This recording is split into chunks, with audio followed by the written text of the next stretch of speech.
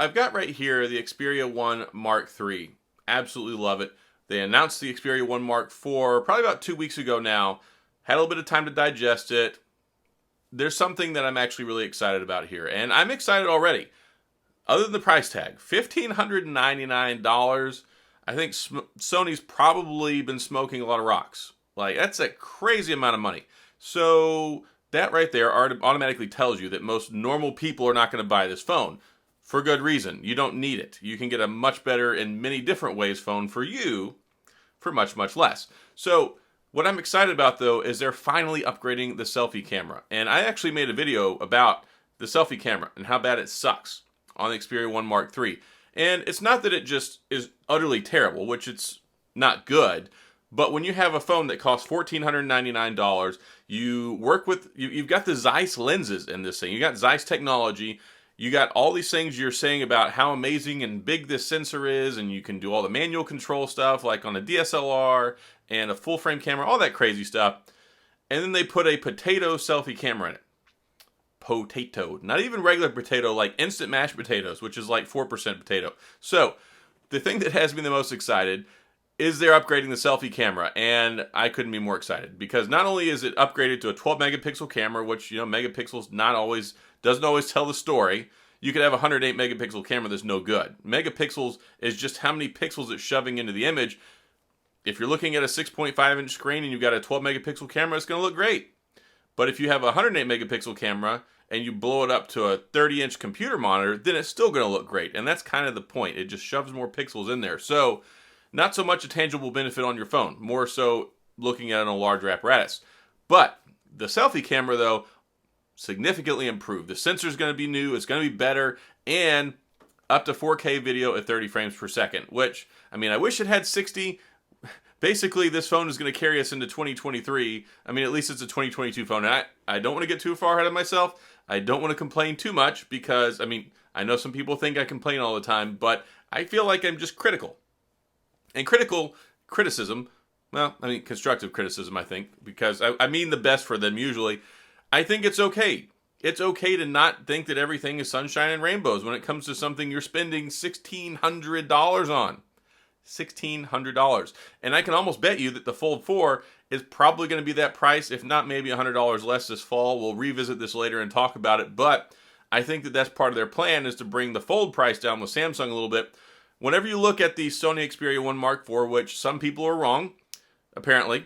Some people said that they thought they were going to change the name because Sony never goes to a fourth series, blah, blah, blah, blah, blah, whatever.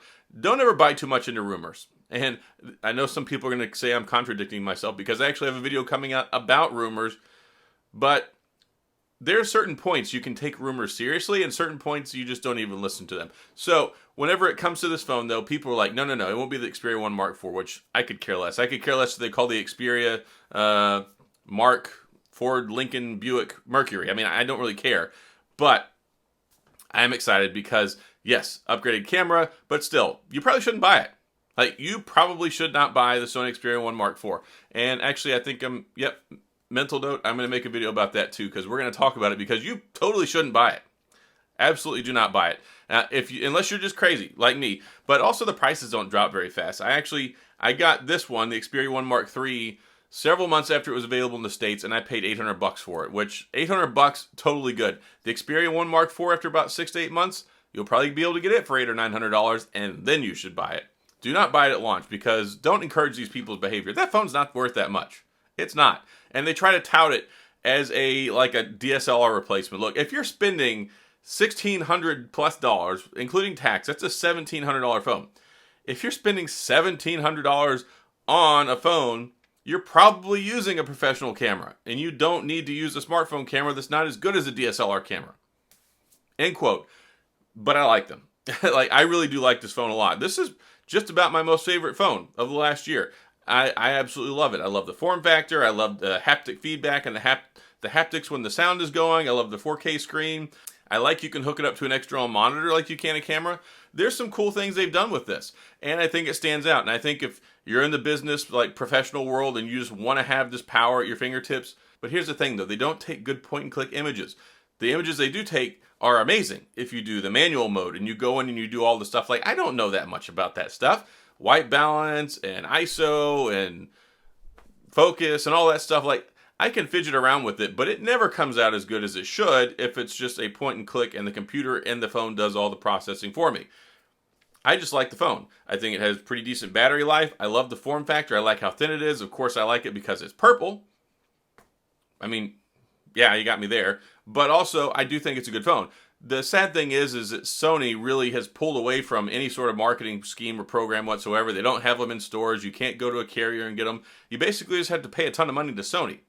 And some people like that. Some people still live and die by Sony. I'm just glad this phone's not called the Vaio. Like the Vaio phone. Remember when everybody had a Sony Vaio, like in the 90s and the early 2000s? If you saw a movie, there was a Sony Vaio in it before they switched over to Max. But yeah, I kind of wish one day they'd drop the Xperia name. Anyway, I've gone on way too many tangents, way too much commentary.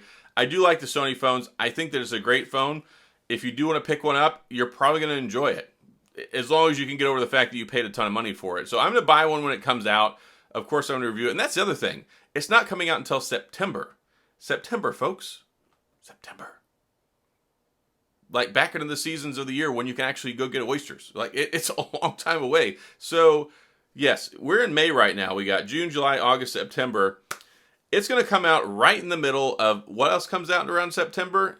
We're going to get the new foldables from Samsung. We're going to get the new iPhones from Apple. And the Pixel 7 is going to be right around the corner. And then bloop, here's the $1,600. And I say $1,600 including tax. I mean, if you happen to live in Montana or like the other 3 states that don't have sales tax, then you'll pay $1,599. But for jokers like me in Texas, that's a lot. $1,599 plus 8.25% sales tax. So let me just use my handy dandy calculator here. 1599 times 1.0825.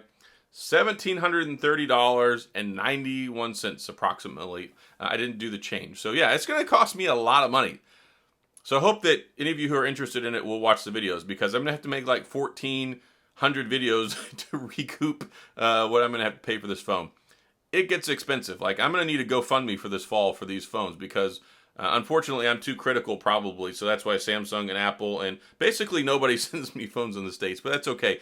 Me and Pixel, they still haven't kicked me off the bandwagon, which is fine.